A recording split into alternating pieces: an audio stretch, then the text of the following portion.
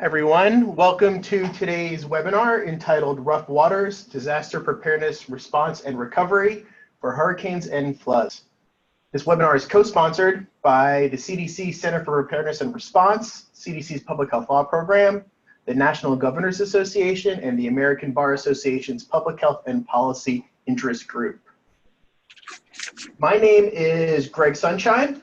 I lead the emergency preparedness portfolio in the CDC's Public Health Law Program. I'm pleased to serve as your moderator for today's webinar. Today's session will be recorded and posted on NGA's Homeland Security and Public Safety Webinars webpage. Today's webinar is the first in a series of 4 webinars organized to focus on the role of law in preparedness and response for public health emergencies. The Centers for Disease Control and Prevention and the National Governors Association have a long-standing collaboration to support effective response to public health emergencies. States apply to participate in a learning community, receive guidance from NGA and CDC subject matter experts, and participate in in-person meetings to identify and address policy challenges before implementing strategic action plans to ensure they are better equipped to prepare for and respond to public health emergencies. In working with states and preparing for public health emergencies, we often hear about many legal challenges and issues they encounter. The topics that we cover in this legal preparedness series are ones that the states themselves have suggested, and we are particularly pleased that many of our esteemed panelists are from the states. We are also pleased that the American Bar Association is collaborating with the National Governors Association and CDC on this series. We're kicking off this series in September as part of our National Preparedness Month activities. We hope that you will join us for all 4 parts of the series. You'll see the final slide lists the future webinars. Please revisit the website link as we will have some scheduling changes for upcoming webinars. For our first webinar, the one you're listening to right now, we will focus on the impacts of flooding and hurricanes on communities and the use of emergency powers by states to respond to and recover from these emergencies. We are fortunate to have an excellent panel of speakers with us today. And after, as moderator, briefly introducing them, I'll turn the mic over to each one of them and we'll get started on the substance of our program. I'll introduce each speaker, they'll provide their remarks, and then I'll return to moderate the Q&A portion of the webinar. Please keep in mind that you can enter questions at any time through the Q&A button at the bottom of your screen. Our first speaker is Mr. Darrell Klein. Mr. Klein serves as the Deputy Director for Public Health Licensure in the Nebraska Department of Health and Human Services.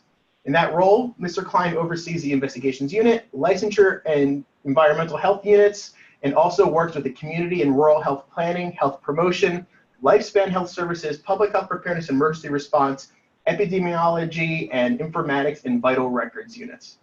In his previous role, Mr. Klein served as an Assistant Agency Counsel for the Nebraska Department of Health and Human Services.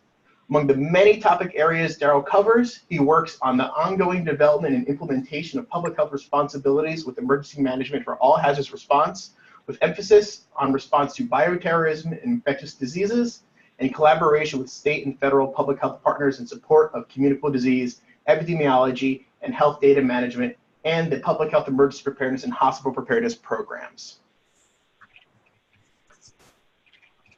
Darrell, take it away. Thank you very much, Greg. I appreciate the ability to be here today. And Greg's pretty much summed it up. I've been a lawyer with the state of Nebraska for about 30 years, close to 30. And I'm into my first year as a deputy director. So among the, we're trying here, we'll go with the clicks. Just a moment. I didn't think I'd be one of these guys whose computer didn't work to advance the slides. I think I have control, Greg, and it's not working. I don't know why. There we go. Okay, thanks. So in March, I assumed the role of deputy director in January. One of the other deputies, we had 2 deputy positions vacant. And so in January, I assumed the role. Then later, early in February, we had our 2nd deputy on board. And then late February, our 3rd deputy came on board. So just in time for March, we had what ended up being called a bomb cyclone. And they call it a bomb cyclone based upon how many millibars the pressure drops in a 24-hour period. So we knew there was a forecast rain snow event coming in. And to be honest with you, we were talking about whether it was going to be bad enough to warrant opening up emergency response.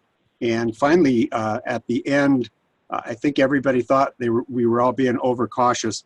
And we went ahead and opened up the Emergency Operations Center. And it's a good thing. The forecasts were slightly wrong on the temperature. So we thought we were going to get a lot of snow, and initially we got a lot of rain. And then that was followed a couple days later by a very heavy snowfall with devastating effect on livestock. And also, just to give you a little bit of a visual, this is 2018 in March. And then this was March 16th after the snowstorm, rainstorm, bomb cyclone hit. Right up there at the top is Omaha. Yeah, went too far there. The top is Omaha. About in the middle of the right-hand side, you'll see Offutt Air Force Base, which at that point is actually slightly underwater, the Missouri River. And this is downstream. Upstream in North Nebraska, the initial effects were felt. Among the things that hadn't been calculated was that when we looked at past rain events of the magnitude we anticipated, the ground hadn't been frozen. But when this storm hit in March, the ground was frozen. So the portion of the precipitation that would normally soak in just ran off into the rivers. And when the first dam failed, then there were also very heavy, thick ice chunks that came on downstream. And it kind of had a succession effect. In some instances, dams. In many other instances, levees gave way. So a lot of areas were flooded. This is just a glance of a document that was assembled by our emergency management agency. And they had just pioneered a new communication system, replacing the old one, which fed information into the Emergency Operations Center. But just at a glance, and I've got a blow up of this in the next slide, but if you look at the top left-hand corner, it's safety and security, and they're talking about structures and levees. Next is food, water, and sheltering. And for the impact on me, our agency did help, not my division, but other areas in the agency, did help with disaster SNAP, getting them out and arranging centers where people could come in and not only pick up things and apply for assistance, but get information. And one of the other areas that's under my jurisdiction, it's transitioning to another agency, but right now, safe drinking water, water wells, and also the lab that tests the water to determine that it's safe are all under my authority. Then you go down into the left-hand corner there, and in health and medical, you'll notice that among the other things, we are listing the facilities that were impacted, a number of hospitals. Nursing homes were evacuated and moved to higher ground or better places, and more on that later. And then next down below the facilities, you'll see that we're talking about emergency management services. And in many instances, counties, which in essence, emergency medical, excuse me if I said management, emergency medical services, ambulance and rescue, first responders, and many of their jurisdictions were bisected by flooding waters, sometimes with bridges out.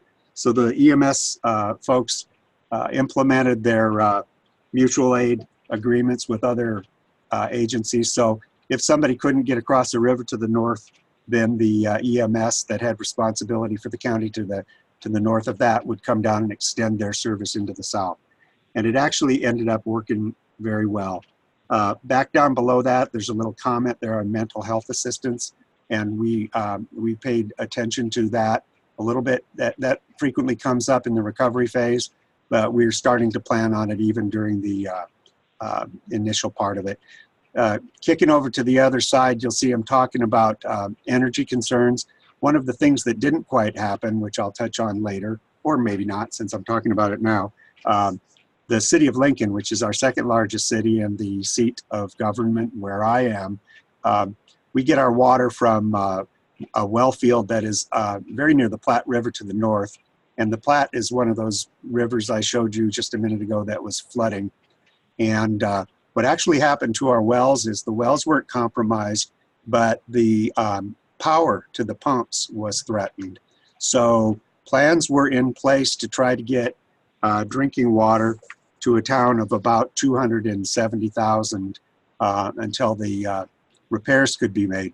Fortunately, they were able to basically they were dropping sandbags, and by sandbags, I don't mean the little ones that you might fill yourself. Big, huge sandbags were being placed around the electrical supply to the well field, and they had to drop them by helicopter because the roads were out. So a fun time was had by all. This is a bit of a blow up of what I was just talking about there. And we had the USACE is the Corps of Engineers. I don't know why it did that. Let's go back. And they were increasing the release of the Gavins Point Dam. That's on the Missouri to the north. And that was part of the consequence. This storm hit a large area. And if they don't let water out of the dam, they risk having the dam be compromised. So that's always an issue. And with the increased release in waters, there's threats to the levees. Now you'll see there in red, the North Bend levee. That is significant for a later part of my presentation. We also looked at the water supplies, the towns whose water systems were down, and we reached out to folks to make sure that they were doing the testing correct. And we got some kits issued through EPA, and they also sent up a mobile lab, which did a little bit of the testing. The bulk of the testing ended up being done by our lab, and basically we waived the charges for a lot of the testing. And so we're still working through the budget consequences of that, but we wanted people to know whether their water was safe or not. And when Greg asked me to do this, he knows I've been involved in legal preparedness for emergency response for a long, long time. And this was something we've talked about in the past that ended up coming into play in Nebraska. We didn't end up using our emergency powers. We ended up adapting and using our normal legal authority in an emergent situation. So you see some of the resources that were out there. We had kicked out cleanup kits and other supplies, about 46,000. We set up a volunteer reception center in one of the hardest hit areas. And there was also a CERT team sent out, not just to the city mentioned there, but elsewhere. A CERT team is a community or citizens emergency response team, and the composition can vary on the circumstances. Some of our CERT teams had experts that would look at structural integrity and whether a structure had been compromised or not, and that comes into play a little bit later on too. We had a lot of false information. It's kind of like the fog of war, where we would have information and it would get kicked out to people, and then it would later turn out to not be completely true. One example, not looking at the Lynch Hospital, which is on this slide, but a larger hospital, they thought it was compromised and had been shut down. And the good news is that we shortly got good information from that hospital. And what had in fact happened is they had suspended elective surgeries, but they were able to take care of all their inpatient folks, and their emergency room was open. We did have a number of nursing facilities that had to be evacuated. Some of them are listed here. We had folks that were prepared to evacuate if they needed to, but ended up not having to. I mentioned the EMS services that were having trouble covering their whole area. So when this thing hit, it kind of, the first dam failed in the north of the state. So the long-term care staff who work under me, they ended up calling every single long-term care and assisted living facility in the state to assess their situation and to basically open the lines of communication. And generally, we had great cooperation and coordination.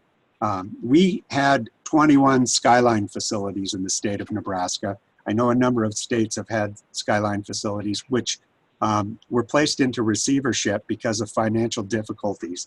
And we actually used a couple of the closed facilities that had been closed by the receiver, but their infrastructure was in place. And so for a couple of facilities that had to evacuate their residents, we evacuated them into these previously closed facilities because we knew they were high and dry, and we knew that that the infrastructure for a long-term care or assisted living facility was in place. And I have to say, that was remarkable cooperation because the landlord who owned these facilities that had been closed by the receiver worked closely with the people who had to be evacuated in to allow residents to move in and get care. So that was an instance of cooperation with the private folks too. And of course, having said that, it generally went very, very well. There's always an exception to prove the rule. And for some reason, I get jumped too ahead. So on Friday the 15th, we had an administrator call us here, and they were evacuating their residents. They had delayed so long that the last residents from that long-term care facility had to be evacuated by airboats. And the administrator was a little bit panicked, and it needed a little bit of help. And as you can see, needed to be prompted to take supplies along with the residents and didn't think they'd be there that long. And they evacuated these residents to a ballroom in a nearby facility. So not an ideal place for folks who need long-term care or assisted living care. So we started locating other facilities that would be willing and ready to accept the residents. And a number of them, 15 of them, were evacuated to another facility. Then the administrator contacted us and said they wanted to go back to their evacuated facility. And at that time, the administrator related to us, they didn't have fresh water, they didn't have sewer service, and the information we had was that emergency management was considering having the town shut off gas to the facility. There was concern that the levee upstream was going to break and it would be flooded. And subsequently, we were also told that the emergency manager, the incident commander, knowing that the people had been evacuated from that facility, they would not have gone back there to try to help people out if the levee had broken and it would have flooded, because they believed they were safe in another town. As it's reflected there, we continued to contact other facilities and arrange or at least get their willingness and availability to help people in. And so the administrator then called us and said that they'd been told that they needed to evacuate the people from the ballroom where they were safe to another facility because the gas was going to be shut off and the other underlying problems at that facility. And the administrator's reaction to that was to request that we call in and intercede and tell emergency management that they didn't have authority to tell them to do that. Instead, we told them to listen to their emergency management and do what was best for the residents. Here's going to be a little bit of a side note, and this occurs from time to time. In this particular emergency, a metropolitan emergency management county had lent, since they weren't being stressed by the floods, they lent an emergency manager to go up and help out the local area, which was a more rural, small town area. And this person who was loaned from a metropolitan emergency management agency became the incident commander. So we heard a number of instances where the local emergency managers were saying one thing and the incident commander was saying something else. So that's just a little side note for incident command. It's kind of understandable when you look at human nature, but at any rate, this facility, which had its residents, some of them in another facility and some of them in the shelter ballroom, started going to the facility where the residents had been safely evacuated, which had utilities, food, running water, and sewer, and they were trying to get them back. So we kind of understood that. We were trying to find out from the local emergency management what the condition of the facility they'd been evacuated from actually was. And we sent our surveyors out to inspect it, and they couldn't get there because the bridges were out. So we were told that the gas was still on, they had fire suppression, and the administrator said they had an emergency management plan for sheltering in place, and why wouldn't we let her use it? Their plan was to use bottled water for bathing, cooking, and drinking, and then to use bedside commodes, bag the waste, and have porta potties out for staff. I'm not sure how they would have gotten the porta potties on site, but that's what they said they were going to do. She reiterated that she wanted to move them back, even though she knew they didn't have fresh drinking water, and they were just going to use the bottled water. So we told her don't do that. She went ahead and did it anyway, in darkness. I'm not quite sure how they pulled that off, but the next day, when we found this out, she promised that she would evacuate the residents to alternate facilities. She didn't do that. So without using emergency authority, we used our regular routine authority over facilities, which does include an ex parte emergency closing authority. So we did that and arranged with 3 donor facilities as well as local government to evacuate the residents to help or to safety in alternate facilities. So that was a glitch, but it's just an instance where we used our normal law to address a situation that we hadn't really anticipated. So we had planned in May a full-scale exercise across the state, and fortunately, with the blizzard and the flooding disaster and recovery, we didn't do our planning exercise because we showed that we were exercising our capacity by responding to a real event. Our healthcare coalitions and our local public health departments gave us a lot of great information. Other divisions and units within my mega agency helped and collaborated with our ESF 8 desk. For those of you who haven't gone through this, ESF 8 is medical and public health, and that is our responsibility here at Public Health. And our emergency management agency and our leaders have recognized the continuing roles that the other divisions play and the interaction that's necessary.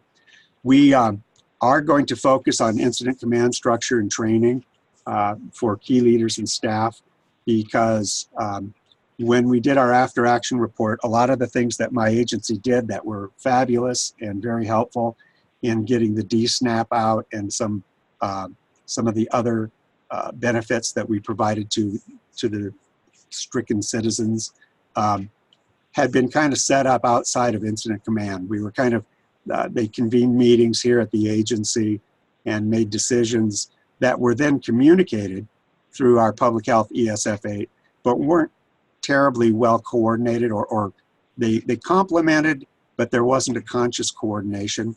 So it turned out we've had a lot of brand new leadership, and very few of us, there were a couple of us at the table that had incident command training and the rest had not. We did have an abundance of volunteers, and we didn't really have a whole lot of problem with that, but we recognize, as always, that further training and development work is necessary, and we've got it planned. And then the final bullet, Knowledge Center is the name of the software application, whatever you want to call it, that was being rolled out by our emergency management agency. And we realized that there's an opportunity for greater training on that so that we can maximize its use. And by that I mean we had an information deluge. Some of it turned out to be inaccurate. So if you looked at what was entered at Knowledge Center at noon and failed to look at it again at 12:20, you might see that a hospital was closed, and then fail to look at the 12:20 where the correct information that no, they're not closed, they are open was. So that's always going to be kind of an issue for any emergency. I'm waiting for the screen to jump ahead again here, since it always does. Anyway, we had emergency declarations for 104 cities, there it is, and 81 counties, 5 tribes, and 13 other governmental entities. We did get a presidential declaration. I will note right here that in prior presentations that I've made with Greg, I've always told people that for exactly the sort of situation that happened for our facilities in Nebraska, that there would be a need to request an 1135 waiver from CMS, and that then the federal process would kick in to grant that, which would allow stricken facilities to depart from normal conditions of participation. In point of fact, there was never an 1135 declaration here, and we just got clearance from the CMS folks, regional folks, informally, that everything was A-OK. So that's a little side note. That might not hold true for every administration, I don't know.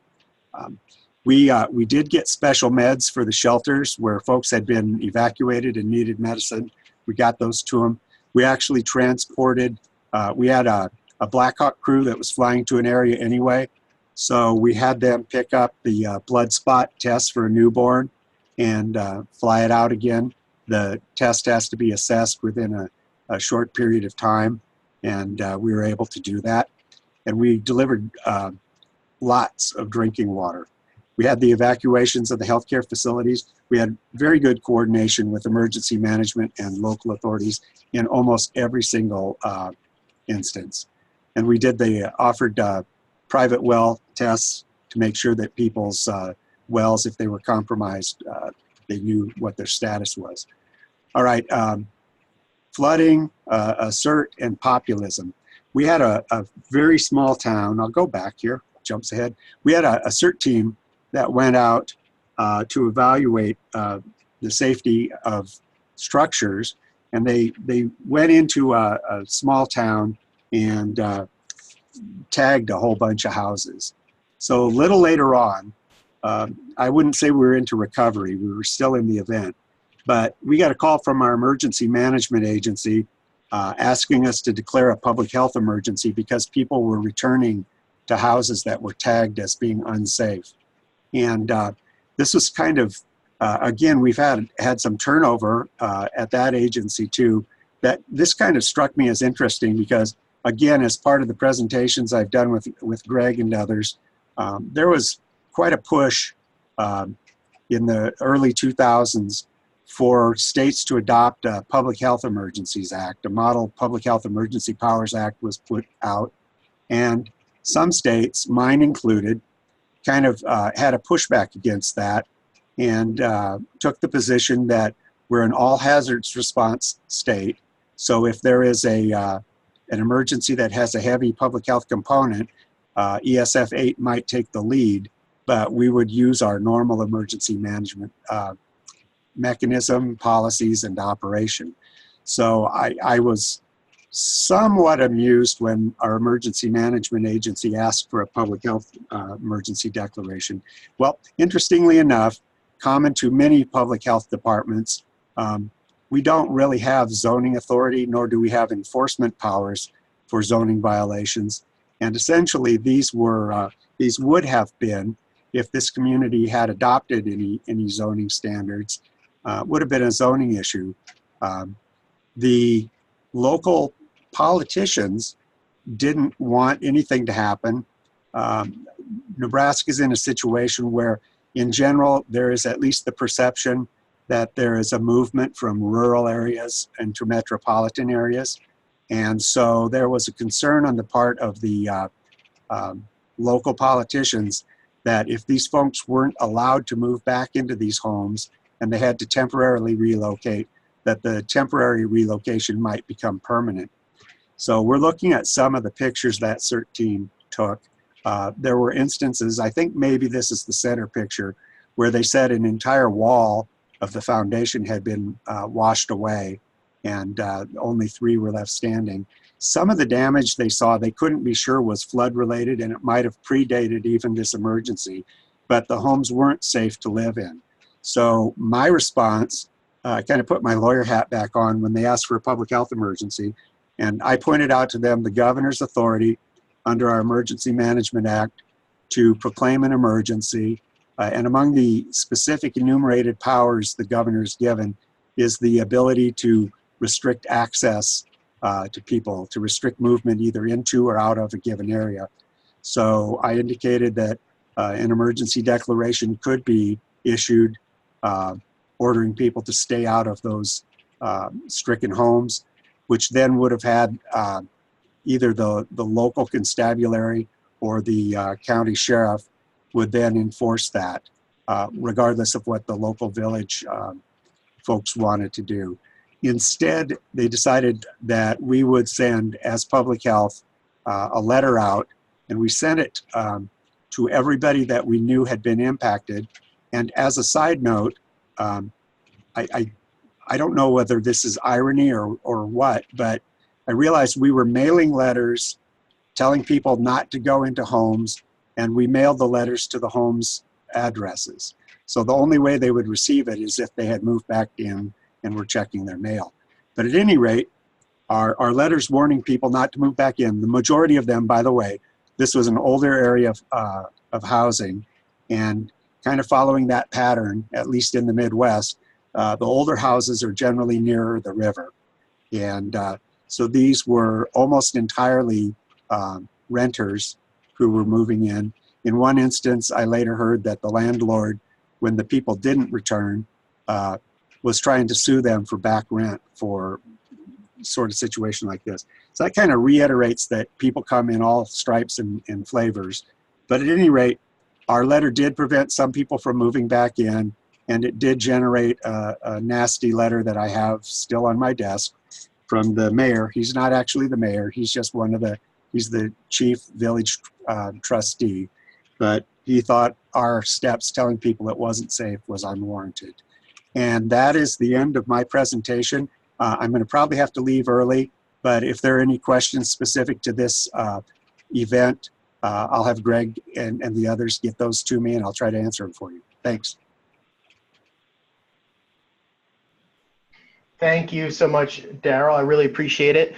If you have any particular questions for Daryl, here is his contact information. Please feel free to reach out.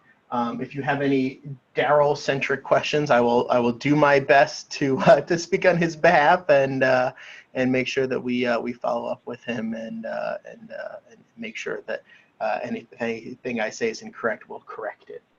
All right. So thank you so much, Daryl. Really appreciate it. Sorry about the slides jumping on you. Hopefully that'll sort itself out when Max takes over. Which leads me to our next presenter. And a quick point I want to make. The reason we've ordered presenters the way we've ordered them is because we wanted to have Daryl's perspective discussing response to the flooding using those day-to-day public health powers. We're going to transition now to Professor Max Gach, who's going to talk about emergency-specific powers used across states to respond to hurricane emergencies. So changing the different framework that jurisdictions use to respond to these kinds of events. And then we'll conclude with a discussion on recovery. So that's the kind of logic behind the order. So I'd love to now introduce Max Gach. He is an assistant professor based in the University of Nevada, Las Vegas School of Public Health, and the associate director of the UNLV Health Law Program. His research, teaching, and service center on the intersection law, policy, and public health, and investigation of how legal mechanisms and policies can improve or hinder the health of communities. His work includes exploring the government's legal authority to promote public health, laws relevant to public health emergencies, and laws and policies outside of the health sector that impact health. Max's previous experience includes collaborating with public health professionals to address real-world health issues, using law and policy, and working as a legislative attorney. So I'm going to turn control over to you, Max. Good luck with the slide advancement. Hopefully there are no major issues. Excellent. Thank you so much, and hello, and thank you for this opportunity to participate in this webinar today. I'm really excited to be here to talk about how governors use executive orders, declarations, and proclamations to respond to hurricanes and to build on what Daryl has started here. let's see, trying to advance here. Give me 1 second. Here we go. So just a little bit of background, and I'll try to keep the background as minimal as possible to get to a project that actually deals with this particular question.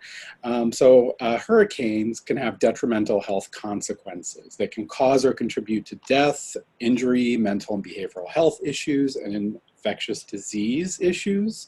Just as one example that I think many of us are very familiar with, in 2005, Hurricane Katrina was responsible by one estimate for about 970 deaths in Louisiana, many by drowning, with almost half the victims over the age of 75. So it's a really important issue, which is probably why many of us are here today. And also, as probably most folks have encountered in some fashion, law is an important public health tool, particularly in the context of preparedness, where it can be used to prepare for and to respond to disasters like hurricanes. Both the federal and state governments have legal powers to protect the public's health due to federalism. And it's really the states that have primary responsibility and authority in this area when they exercise their police powers to protect the public's health, welfare, and safety. State governors are really important in the context of public health emergencies and in other health areas as well, partly because they help make policy choices and administer government action. And when it comes to public health emergencies or disasters like hurricanes, they can exercise their authority by declaring emergencies and acting to facilitate response, often through executive orders, proclamations, or declarations, which I'll refer to as orders primarily for the rest of the presentation. This is really important in part because it can trigger laws that may not apply outside of a declared emergency. However, how governors use orders in the context of public health preparedness is only partially understood. And so I'm going to talk about a project that really focused on how have governors actually used executive orders and emergency declarations to respond to hurricanes.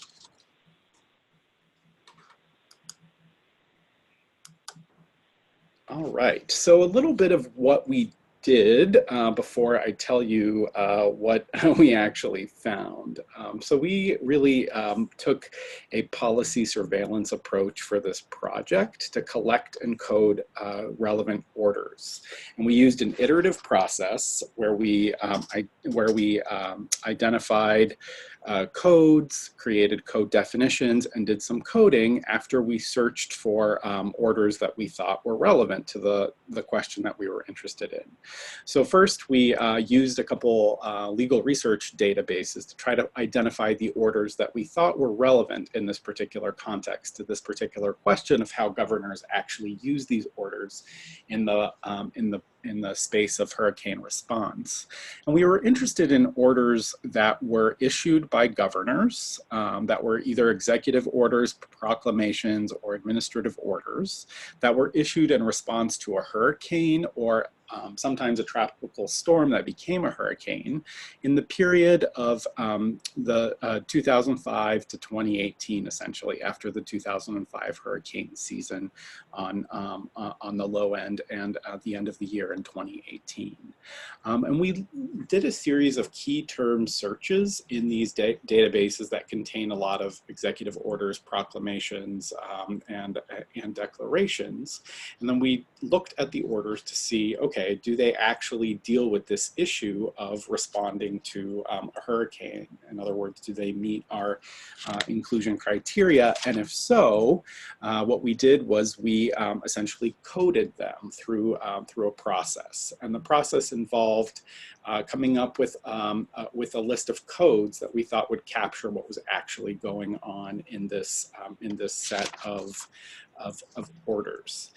So to do that, we started off with a list of codes that were relevant in other public health emergency contexts. And then we took that list and we, through a essentially looking at a 10% subsample, which was about 47 orders, tried to see, okay, which of these orders are doing what, and what codes are relevant here, how do we define them, and how do we think about what's going on in the set that met our inclusion criteria.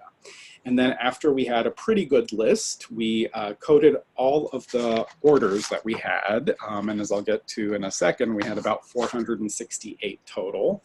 Throughout this whole process, what we also did was we kept revising our list of codes, in other words, what the orders were doing, and how we define those codes based on what we were seeing in the codes that we looked at and in the orders that we looked at. And we modified those definitions as we kept going. And then after we finished coding with our final list of codes and code definitions, we actually tried to see, okay, what are our results? Let's think this through.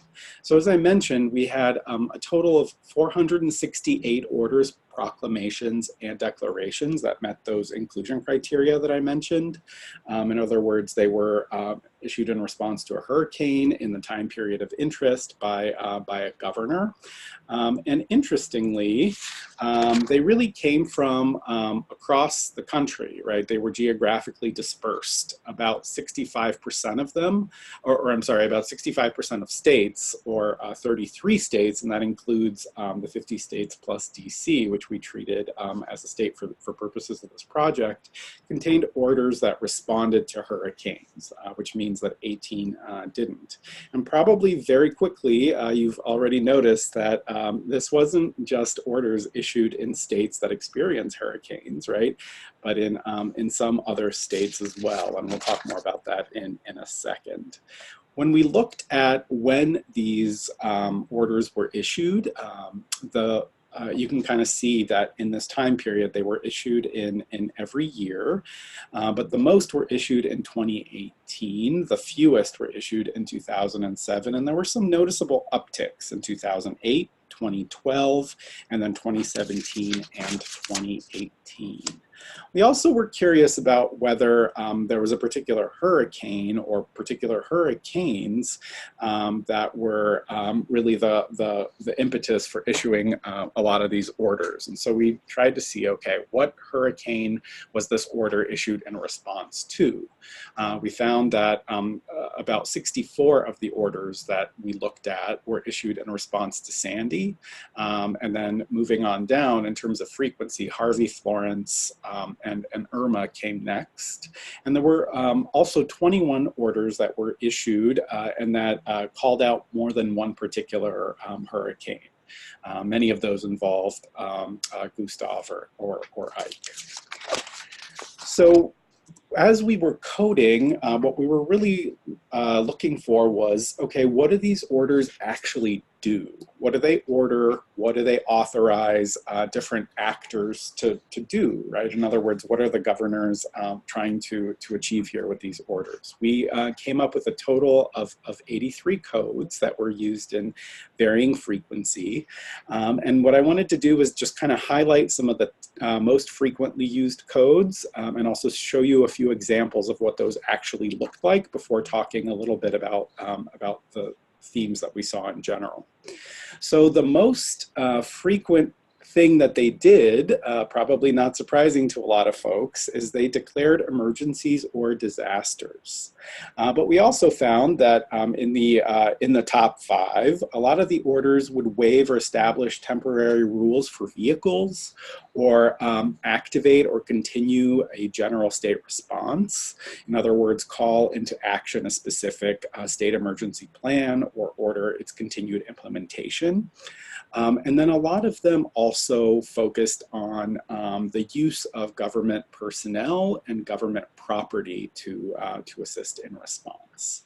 And the numbers here that you see are the number of times across these orders that we saw this order or authorization occurring across our entire set of orders that we looked at. So I wanted to provide an example of what that actually looked like and what we actually actually did when we coded these orders. So here's an example out of Georgia, and this is an executive order issued in September of 2017 in response to Hurricane Irma. And you can kind of see I highlighted a couple things that are happening in this order. The first thing that it does, it declares an emergency, right? The state of emergency exists in all Georgia counties. It also makes government personnel and government property available for response, right? And we saw this kind of language frequently. All resources of the state must be made available to assist in preparation, response, and recovery activities. And so we would have coded that language as both government personnel and government property available for response. And then we also see here in green language about activating the Georgia Emergency Operations Plan, right? So we would have coded that as activating or continuing a general state response. We also saw some other codes that came up, not quite as frequently, but still wanted to kind of highlight some of those quickly. There were orders for evacuations, modifying deadlines for legal proceedings, or fines or fees or taxes. So that was about timing as a result of the hurricane's impacts. There were orders about ratifying previous response actions that were done in response to a hurricane, ordering the distribution of an executive order, for example, as a way of getting everybody on the same page with what was going on. So here's another example of some of those less frequently used codes. This is from Florida, issued in response to Hurricane Michael. We see here in Section 8 language that suspends licensure or credentialing laws for healthcare providers. We see language here in Section 13 that ratifies previous actions issued in response to the order. And we see here in green in Section 4G language that suspends laws governing storage, distribution, dispensing, or documentation of prescription medications. You probably remember from that map that we looked at a few slides ago that some of the states that issued executive orders maybe were a little interesting to see on that map because of where hurricanes tend to hit, right? The states that they tend to affect.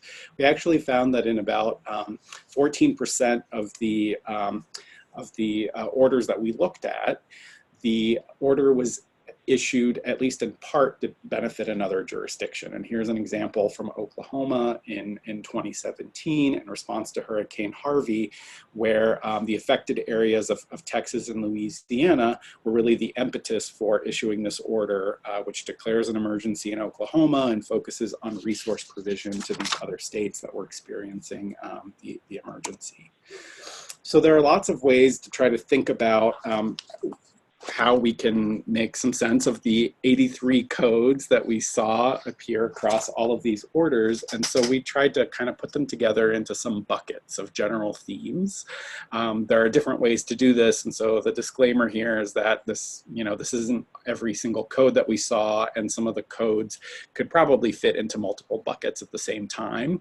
But in general, what these orders tended to do was to manage resources, right? Everything from that example we saw from Georgia with government personnel and property being made available to assist in response, to the rules for vehicles being modified so that that can operate more smoothly in response to a hurricane, to making funds available for response or seeking external funding. We also saw another theme of implementing the government response, right? So activating or continuing state responses, ratifying previous actions, as we saw in some of the examples, calling the National Guard up to help with response, or extending previous orders, or encouraging interagency cooperation or coordination as part of the response efforts. We were also seeing some healthcare related codes in the orders that we saw, and they included the suspension of licensure or credentialing requirements, as in the example that we looked at, and as well as the suspension of prescription drug requirements, but also things like suspending healthcare facility limits or ordering evacuation or reduction in the number of healthcare facility patients. And there were also orders affecting private parties, or at least potentially affecting private parties. So everything from evacuation to anti-price gouging orders to orders that we saw affecting elections that were affected somehow by the timing of a hurricane, and the orders were trying to kind of mitigate some of those impacts. We also saw a lot of laws a lot of orders that really focused on suspending, waiving, or modifying existing requirements. And these included broad suspensions like the one in this Florida example here, but also some very specific ones like suspending specific laws relating to the sale of goods, or modifying deadlines for legal proceedings or certain types of legal proceedings, and as well as waiving some spending, procurement, and contracting rules. So just really quickly, I want to touch on some of our limitations here. So as I mentioned, we used a couple databases, so we may not have found all the executive orders and proclamations and declarations that would have been relevant to this particular question. We focused on a specific time period, and it might be interesting to think about some other time periods and how orders have been used in those. We, in our codes, included both orders and authorizations for the same type of action as one type of code. And so maybe distinguishing those two could be another interesting thing to do.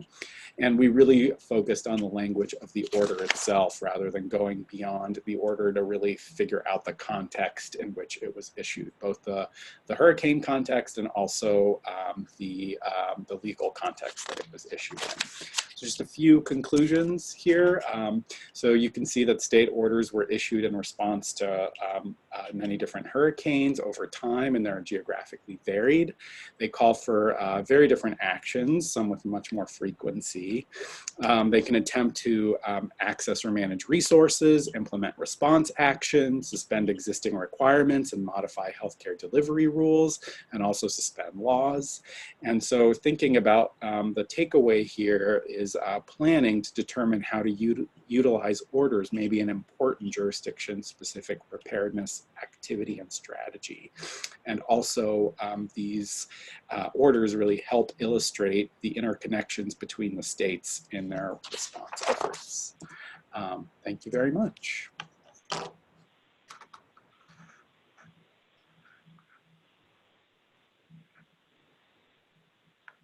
And if folks have questions after this webinar, please feel free to email me.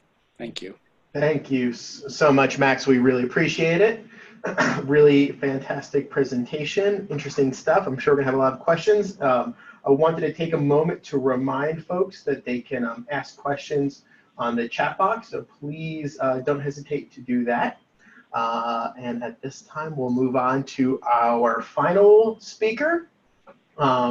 Emily is an epidemiologist in the Physical Activity and Health Branch at CDC and a lieutenant in the U.S. Public Health Service.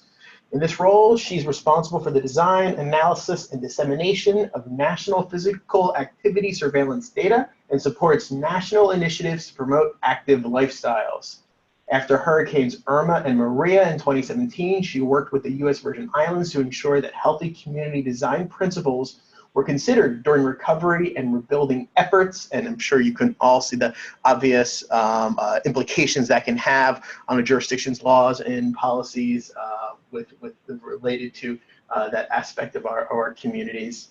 Emily holds a Master of Public Health and a PhD in Epidemiology from the University of Texas School of Public Health in Austin.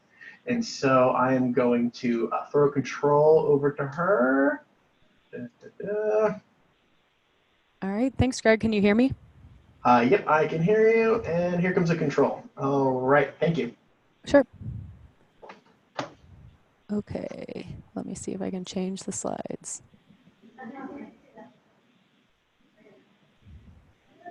Okay, there we go. All right, hi everyone. Thanks for having me today. As Greg mentioned, I kind of wanted to start with a disclaimer first. I am an epidemiologist, so I don't have training in law or policy, but I did have an opportunity to work with the U.S. Virgin Islands after Hurricanes Irma and Maria, like he mentioned. So I'm going to share some lessons learned from that experience today. And I hope that this talk can highlight one approach to thinking about public health and chronic disease prevention in the disaster recovery planning process. Let's see. Okay, so first today I'm going to start by providing some background on my branch at the CDC and what we do in general. Then I'll give an overview of how we partnered with the U.S. Virgin Islands before and after the 2017 hurricanes. And I'll end with some challenges and lessons learned from that experience. So as Greg mentioned, I'm in the physical activity and health branch here at the CDC, where we have a goal of helping 27 million Americans become more physically active by 2027. One of the ways that we do this is by partnering with states, territories, and local jurisdictions to create activity-friendly communities. And this is usually by partnering with departments of health. And a recent recommendation from the CDC's Community Preventative Services Task Force does a good job of explaining kind of what we mean by activity-friendly or walkable communities. So these are communities that include pedestrian or bicycle-oriented transportation options that are combined with land use and environmental design that make it easy for people to get places using active modes of transportation. And so we often refer to this approach of connecting activity-friendly routes with everyday destinations. So it's safe and convenient for people to be physically active.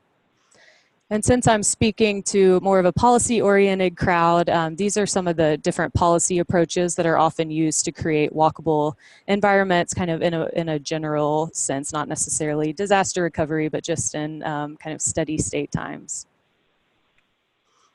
So when communities are designed to be activity friendly, we know there's a lot of evidence showing that they produce a range of benefits. From the public health perspective, we're often focused more on the health related benefits, but they really extend beyond health and across different sectors.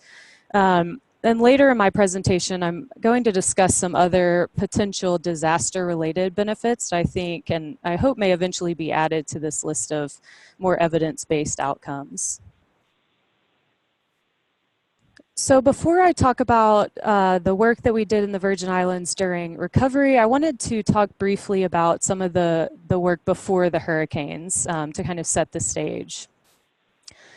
So in 2015, we started talking with the Virgin Islands Department of Health. They were concerned about the high burden of chronic diseases and physical inactivity in the territory. And if you've ever visited the Virgin Islands, you know it's beautiful, but the environment, once you get outside of the more touristy areas, it's really not that supportive of walking and other types of physical activity. So this is kind of the scene you see. These are pictures from the Virgin Islands in some of the areas where people live.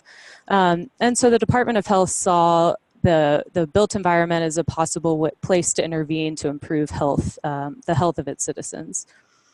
So they asked our group at the CDC to come and help them collect data on the built environment related to physical activity so that they could share that with decision makers and kind of make a case for improving walkability. So in 2016, we worked with them to conduct a walkability assessment. We went out into the streets with volunteers from the Department of Health with a survey tool and really recorded whether streets had things like sidewalks, safe crossings at intersections, street lighting, just to name a few of the features that we were looking for. And then we used these findings to make recommendations on some potential action steps they could take to improve walkability. About a year later, or actually one of our recommendations was to bring together some decision makers in different agencies in the territory to kind of do some training on different strategies and policy and systems approaches that can be taken to improve walkability. So in June of 2017, we were able to continue working with the Department of Health by facilitating a 2-day workshop that we called a Walkability Institute. And this brought together about 40 people from various sectors in the Virgin Islands, including health, public works, housing, transportation, AARP, just to name a few. And teams from each of the 3 U.S. Virgin Islands put together action plans that they wanted to work on over the next few years. And so here you can see in August of 2017, they were starting to do some community outreach to start developing those plans. And then about a month after that, Hurricanes Irma and Maria made landfall in the U.S. Virgin Islands 2 weeks apart from each other. And the priorities there obviously shifted to kind of dealing with the immediate devastation of the storms, and all of, the action plans were kind of put on hold for a while. In February of 2018, I was asked again to return to the Virgin Islands to this time work in the context of planning for long-term recovery. So now that brings us into the post-hurricane process. So just to give some background, many of you are probably familiar with this, given the audience on this call, but the Stafford Act is a federal law that gives the government authority to assist states and local governments during emergency events that really overwhelm their capacity. And this authorization, or it authorizes a wide range of financial, technical, and logistical support.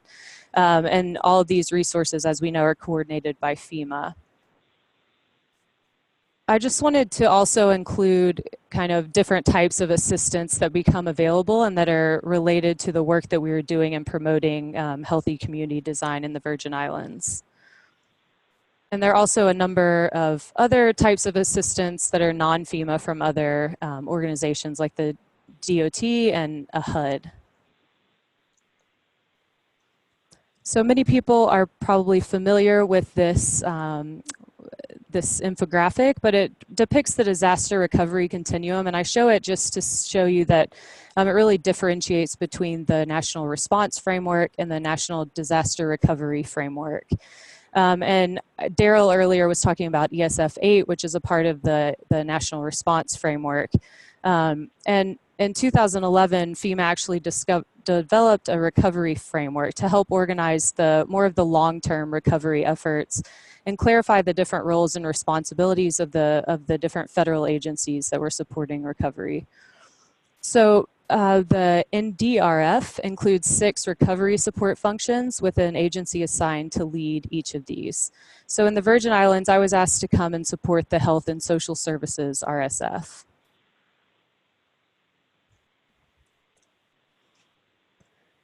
The territory identified a number of key recovery priorities for this RSF to focus on, some of which are shown here. And since there was a focus on improved community design and walkability before the hurricanes, that was carried over as a priority. Oops, sorry, that kind of got off-centered. But a priority during the post-disaster planning as well. And to my knowledge, this was the first time that this focus on rebuilding the built environment and considering health was really incorporated into this framework. And so before kind of delving into the work that we did and the work that our partners in the Virgin Islands were able to accomplish, I first wanted to provide kind of some rationale and sort of make the case. Some of you may be thinking, why focus on walkability during the disaster recovery process? But first, in the aftermath of a disaster, there's often an influx of resources and other support that weren't previously available. So the disaster recovery, really presents an opportunity that no one wants, but an opportunity nonetheless for communities to take advantage of these resources, to kind of think about how they want to be rebuilding and redesigning long term, so that, if they can improve health in that process. And this point was really highlighted in a recent report from the Institute of Medicine. And then secondly, many of the individual and community level benefits that we know are associated with activity-friendly communities may also reduce vulnerability to disasters and allow individuals to recover from them more quickly. So some of these may be good mental and physical health and social connectedness, we know really reduce vulnerability during disasters. And then finally, some design elements of activity-friendly communities and planning approaches also have the potential to reduce losses from some hazards. And so I've included some examples of what these may be here. So for example, parks and green space, access to parks, we know has a range of health benefits for the general public, but parks can also be used to manage stormwater and mitigate flood impacts. And a well-connected multimodal transportation system we know makes it easier for people to use active modes of travel, but it can also provide more options for evacuations during disasters, and also more options for people to walk places and have less reliance on fuel. Mixed land uses makes it easier for people to walk to closer destinations. And then it also, after a disaster, makes it easier for people to access essential services when they might be limited in traveling by car. And then finally, including roundabouts at intersections, we know this provides safety for pedestrians because cars slow down when they're approaching an intersection, but they also function after a disaster when electricity goes out.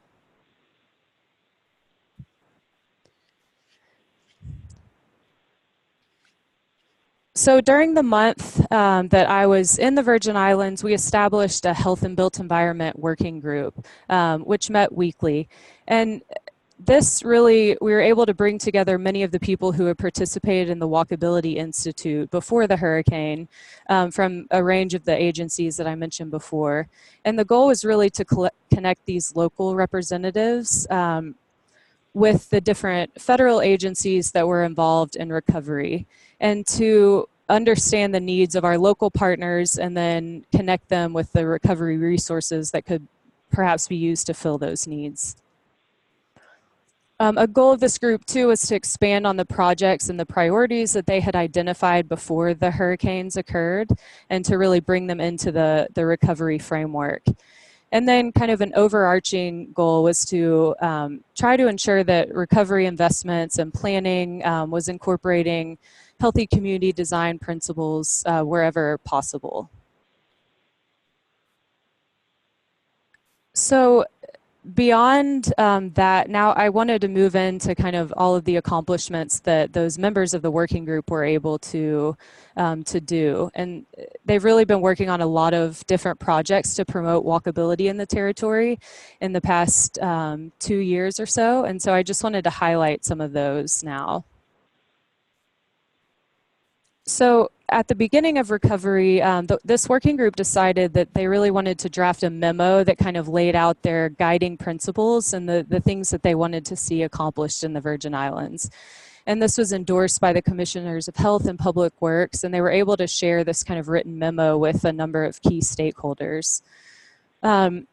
They shared it also with the governor, who is working on their task force report, and some of these guiding principles made it into that the governor's recovery and resilience report as initiatives to focus on during long-term recovery. So some of those are shown here. Working group members submitted 5 project proposals for FEMA's hazard mitigation grant program that included activity-friendly design components. And this really became an opportunity for them to put forward some specific projects that they had identified during their previous action planning for recovery grant funding.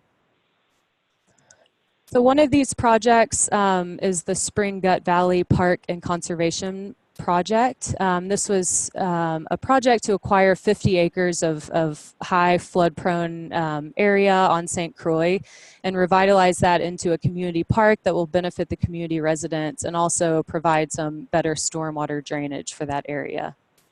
And this was actually the first project that was funded through the Hazard Mitigation Grant Program. Another example of a proposal that they submitted for this program was The Schneider Regional Hospital project. So around one of the main hospitals on St. Thomas, there was a good deal of damage to the roadway that you can see here. And so they put in a proposal to repair this, but also while they're doing that, to improve some pedestrian infrastructure, add some transit stops, and then use some green infrastructure to also mitigate flood impacts, but provide some green space for the public. They applied for a community planning assistance team from the American Planning Association, which was really a great resource that also is available.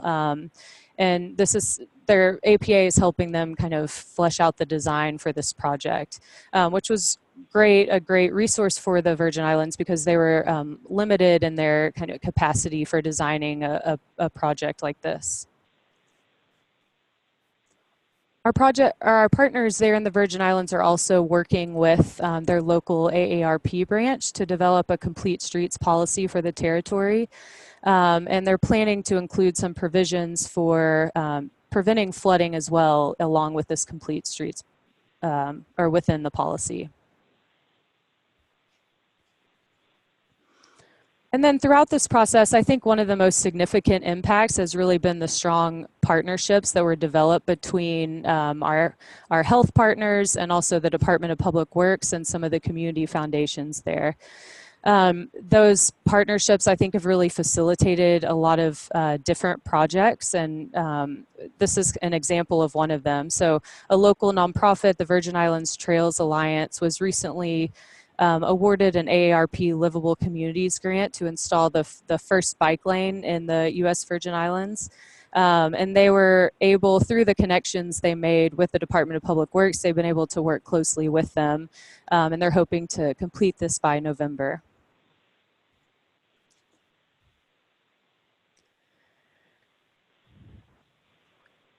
So I think as anyone who has gone through this process knows, there are a number of challenges when working within the disaster recovery process. And I've just listed a number of them here. So many of the funding mechanisms that are available have a lot of restrictions that often require rebuilding to the prior condition. And this can be a challenge when you're trying to rebuild healthier and stronger than before. There are also really limited resources after a disaster, especially focused on this topic of creating healthier communities. It's not necessarily an area that's generally focused on in disaster recovery, so that can also be or create a challenge. And along with that, there are many competing needs and interests. And so, you know, it requires a lot of buy-in and support from multiple partners to get any of these projects or initiatives kind of supported and pushed forward. And then finally, you know, the disaster recovery process, there are really quick timelines, especially for applying for some of these funding mechanisms. So it requires quick decision making, and having a plan in place before it can really help with some of that. So I think this first lesson learned is probably pretty obvious, but this project really emphasized that the planning that the Virgin Islands had done before the disaster really helped them to move forward some of these projects afterwards. And if they hadn't been thinking about this before, I don't think it would have become as successful or as big of a part of the recovery. And then also we found it's important to really identify and engage with the appropriate partners. So understanding who in your local jurisdiction have the capacities to support this project or this process, which partners are really making decisions about funding approval, and ensuring that you're talking to the right people about what you want to get accomplished during the recovery. And then also identifying champions. We had a lot of great partners in the Department of Public Works and some of those nonprofit organizations that really helped to push some of this forward. And then finally, I think, you know, it's obvious that disaster recovery is very complicated. There's a lot of different people working within this process, and just knowing who those groups are and ensuring that you're collaborating across sectors is really key to navigating the process. So thank you so much for having me today. I hope this was a helpful presentation. I'm happy to take any questions that anyone has. All right. Thank you so much, Emily. I really appreciate it. That is a beautiful picture that you have there. I had the pleasure of going to the Virgin Islands earlier in July to provide some legal technical assistance, and I was really amazed at the resilience of the community down there. So this sounds, just in line with the great things that I saw in the Virgin Islands. I wanted to let people know before we get to the Q&A portion that you will be receiving a survey from the National Governors Association about the webinar. We would love for you to provide feedback. Like I said, this is the first in a series of 4 webinars, and we want to make sure that the feedback we get from this webinar informs future ones, as well as projects going forward on these topics, legal preparedness and public health emergencies. So please fill out that survey.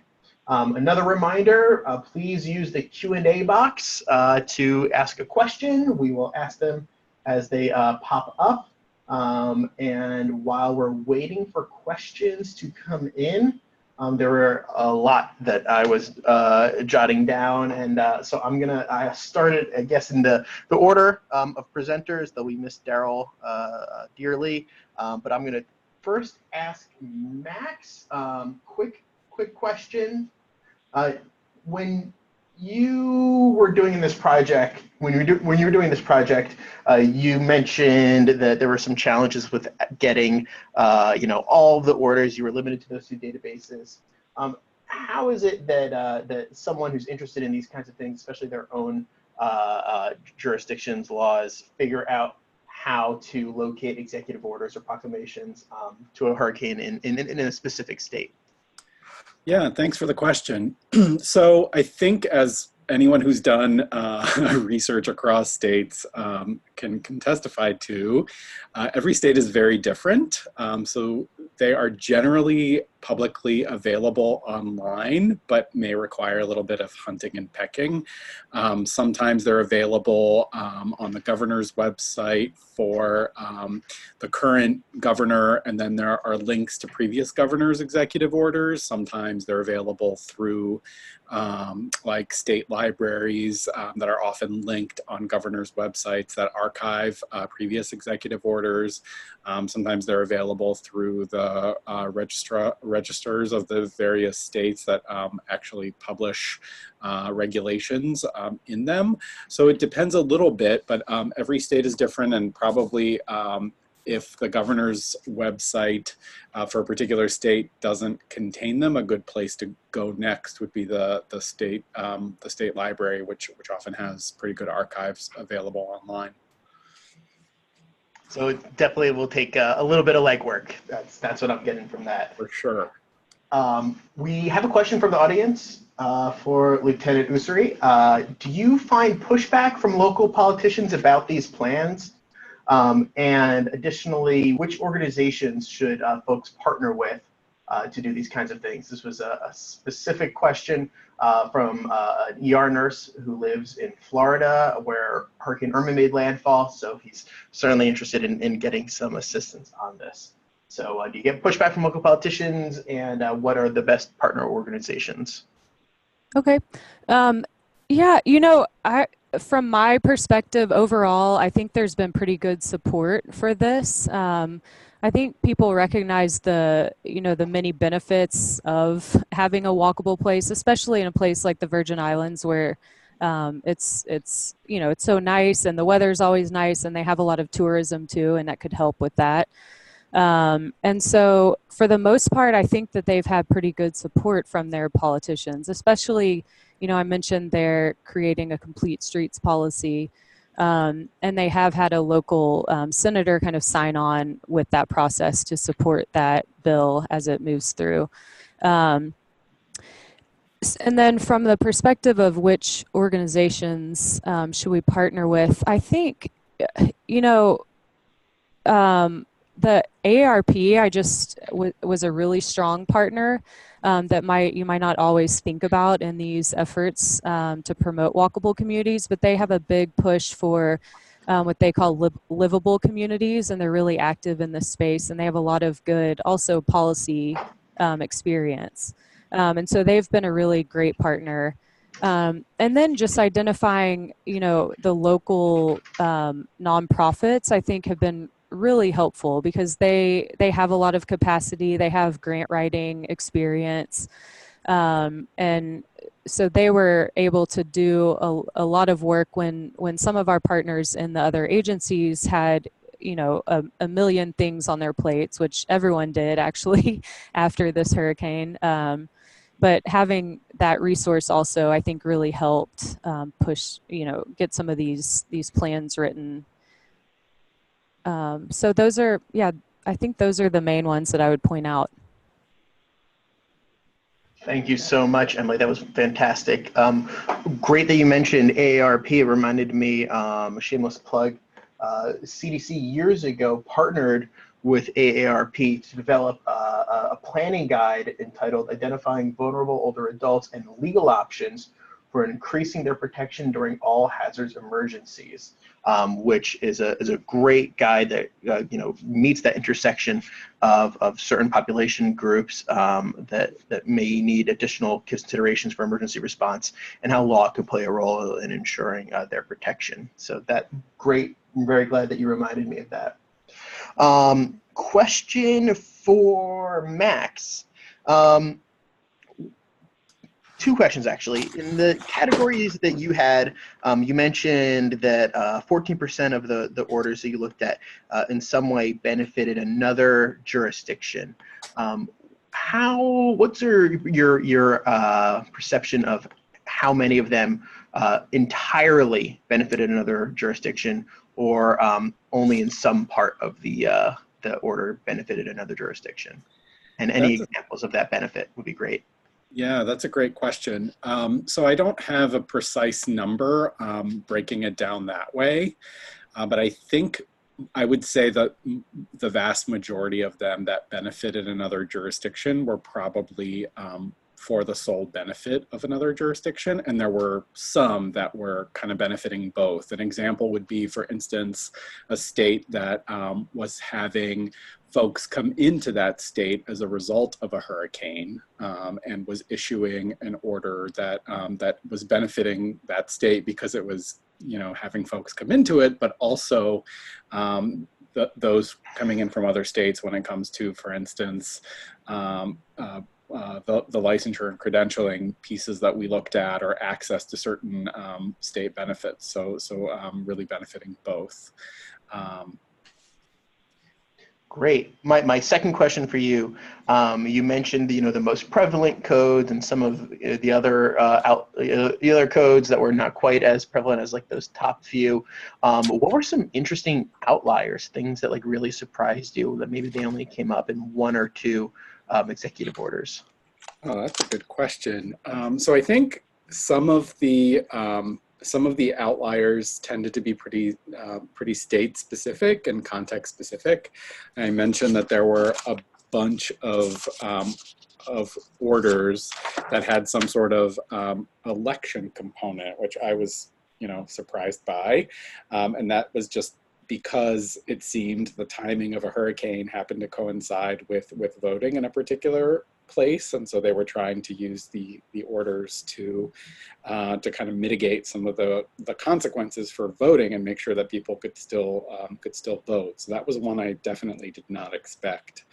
And then some of the other ones that I wasn't expecting included like changing when a legal holiday or bank holiday would be recognized. Not really something I expected going into it, but came up in a few instances as well. All right, thank you. Here's a question for the two of you related to that planning phase. So both of you discussed things that were done either in response to or recovery from hurricanes. So in that order, Max, can you talk a little bit about steps states can take before a disaster so that it can use executive orders effectively during a response? And Emily, could you talk a little bit about how you've observed states in the preparedness phase thinking about built environment for recovery from disasters? Sure, thanks for that question. So I think there's just so much variability from state to state when it comes to these orders and the authority to issue these types of orders. So I guess the first step is really figuring out what can a governor do within your state when it comes to responding to an emergency, and really looking at the legal authorities tied to that.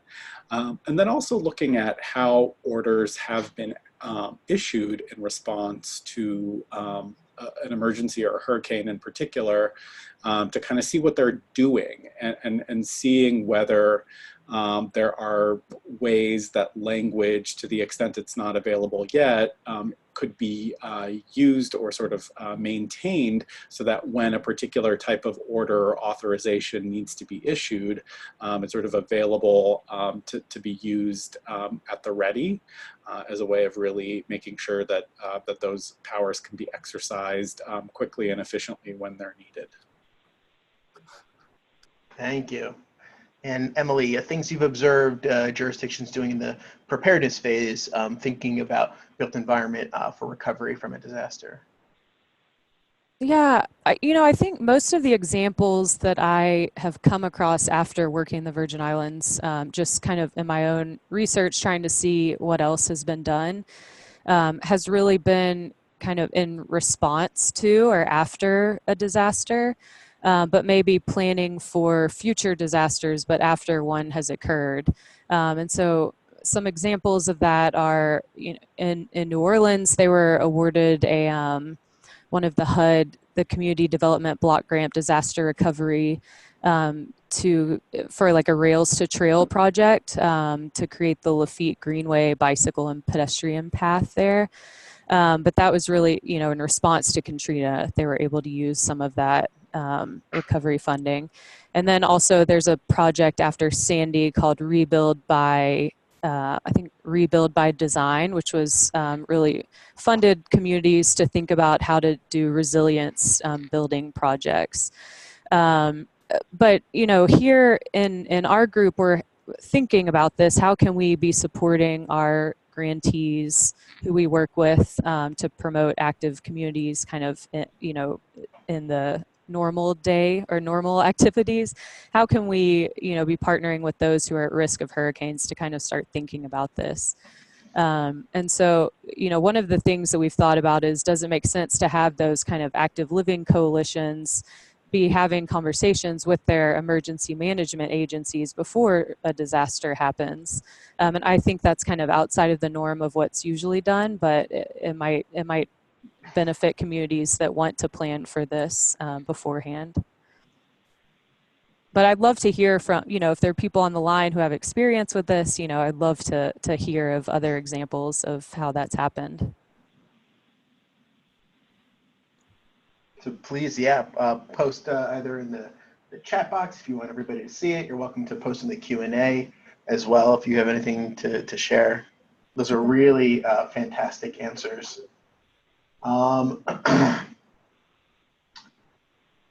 So I'm trying to decide time for one more question. If there's a quick answer.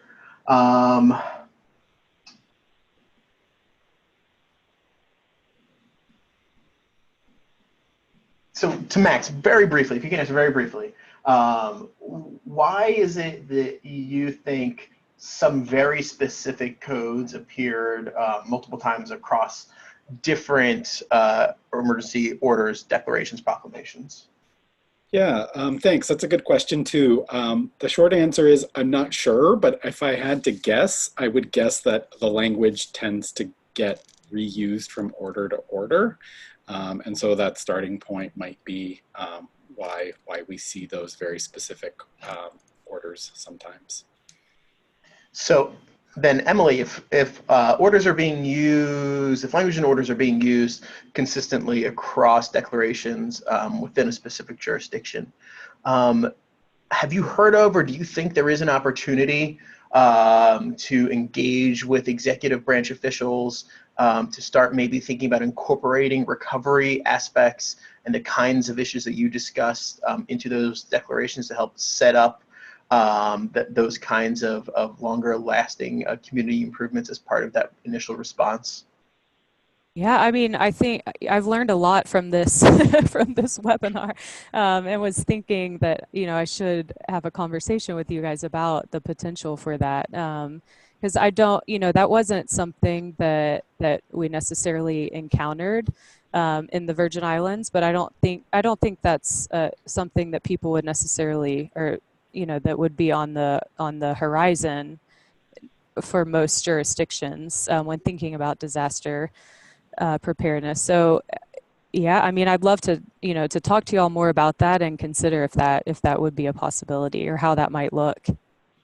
Well, thank you so much. In the few seconds we have left, I wanted to thank our wonderful distinguished panelists. You guys were fantastic. Let folks know our next webinar is going to be on October 17th, which is different than the registration date that you received. It'll be on the Emergency Management Assistance Compact. It'll feature state personnel and attorneys. I'll be one of the panelists and a representative from the National Emergency Management Association that runs EMAC. We'll also be talking about Ebola and beyond, legal preparedness for outbreaks in November. And in December, there's going to be a really wonderful panel on Information Sharing 101, protecting public health data, especially in the context of emergencies. Please register for those upcoming webinars at the link below. Thank you all so much. Everyone have a fantastic day. Great, thank you. Thank you.